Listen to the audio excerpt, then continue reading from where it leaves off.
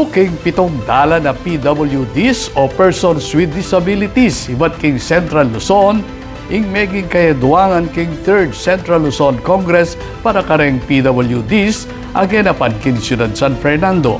Ay report ng Patricia Mamangon. Obra para kareng Persons with Disabilities o PWDs. Iti ing tema ng katlong banwan ng Central Luzon Congress for PWDs, apani muna ng Kapampangan Development Foundation Incorporated o KDFI. Kasan metong ng PhilHealth, reng aguman da rin PWDs king Central Luzon at reng aliwa pang ahensya ng gobyerno. Toklula king pitong dala na PWDs, reng mitipon-tipon kete king Heroes Hall king Ciudad San Fernando, inyang Martis, July 15.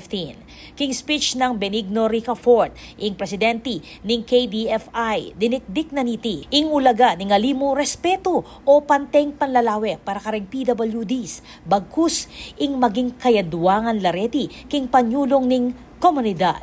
Agpangkang Sylvia Ordonez, Executive Director ng KDFI, susundo ing programa para kareng PWDs, lakwas at makatutok lareng karelang health and medical programs kareng kabalen amiki kapansanan. And nung una, we started with just serving Pampanga. Later on, we found out that there were so many other provinces in Central Luzon na gustong sumali at magpadala ng mga pasyente.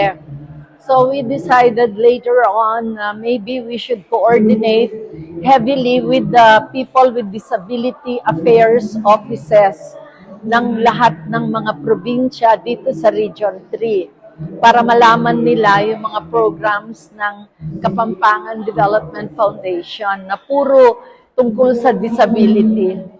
Kabilang kareng manimunang serbisyo ng KDFI, ing pamagdake leg prosthetics, kareng kepututan bitis, hearing device, pamagpa-opera king mata, kalupan ng katarata, at cleft lip at cleft palate operation para kareng bingot. Reti, maragulakan wasaw, bang makapagobra at mikanormal lang pamibiyebye ring PWD.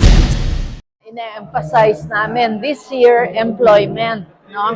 Kasi sabi nga kanina na the best way to help our people with disability aside from giving them devices that can improve their condition is to employ them.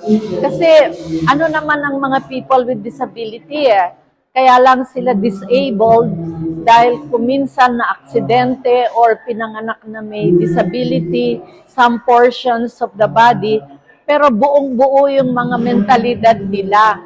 Buong-buo. At kung matulungan natin with devices na makakatulong sa kanilang paggalaw, halimbawa kung sa paa, makakalakad na sila, then they will be just like any one of us na capable na ma-employ at mag-contribute sa ating society.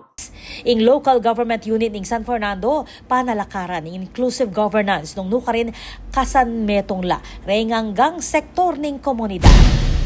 Importante kasi itang antinjantaya, itang salitang inclusive. Ngayon kasi bala mo po, sinabi mo inclusive, pag-celebrate ya mo, one day ya mo. But the reality is, we exist. Kaming people with disabilities, mag-exist kami. So, nano itang kailangan na paglaban mo, itang mumunang dili, itang magita mo ring functional. Ring anak, milublakeng eskwela, reng tinangidad makapagobralo. Kasi atin namang obra na agyuda ring taong ating disabilities. Samantala, partining programa, ing pamagsalita dareng niyaya liwang tubod, iba't kareng government agencies, dikil kareng benepisyo at oportunidad, abubuklat para kareng PWDs. Ako po, Patricia Mamangon para king News Force, Pampanga. Balitang totoo king Balen, susuyo.